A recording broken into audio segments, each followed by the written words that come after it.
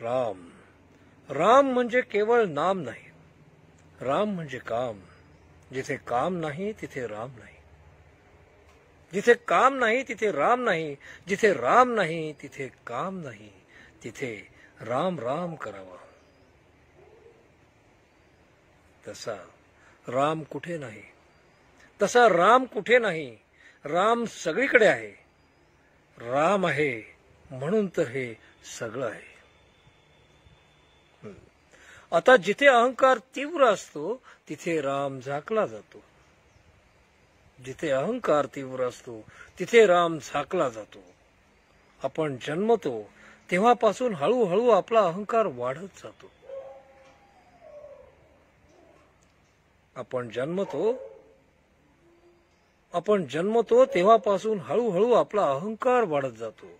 पुढे अहंकार म्हणजे आपलं जगणं होतं आणि राम बाजूला राहतो.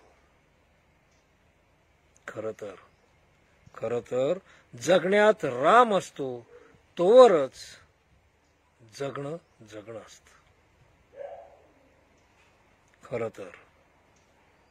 खर तर जगण्यात राम असतो तोवरच जगणं असतं. पण आपण अहंकार जोपासतो. राम कुठे पाहतो. जगणं संपतं तेव्हा अहंकार जातो. जगणं संपतं तेव्हा अहंकारही निश्चेष्ट होतो. जगणं संपतं तेव्हा अहंकार जातो. पण तेव्हा जगण्यातला राम गेलेला असतो. आणि जगण्यातला राम जातो तेव्हा राम नाम सत्य होतं. राम कुठे नसतो. राम गेला की कुठे काय असतं. छान इमारत बांधली म्हणजे शाळा होत नाही.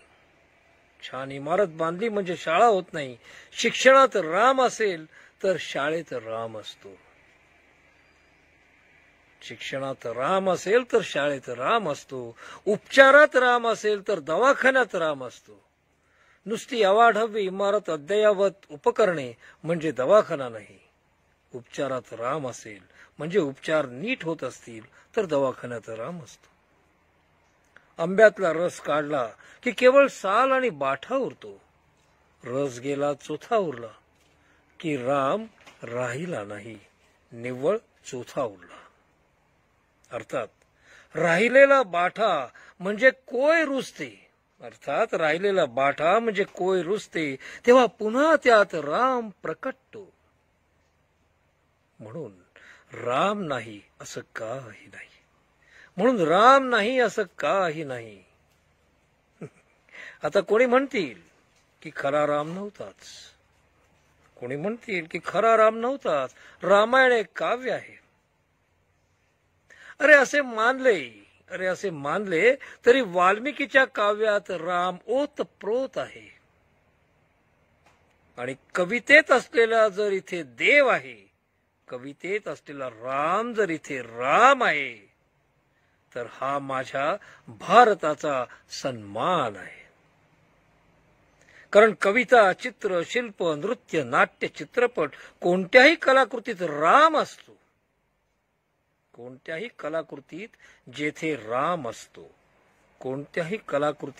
राम असतो त्याच समाजात राम असतो. नाहीतर त्या समाजाला केवळ कोरडा वनवास असतो.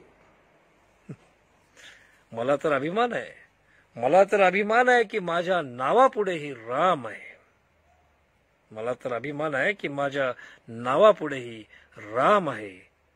माझ्या वडिलांचे नाव राम आहे. हे राम राम राम.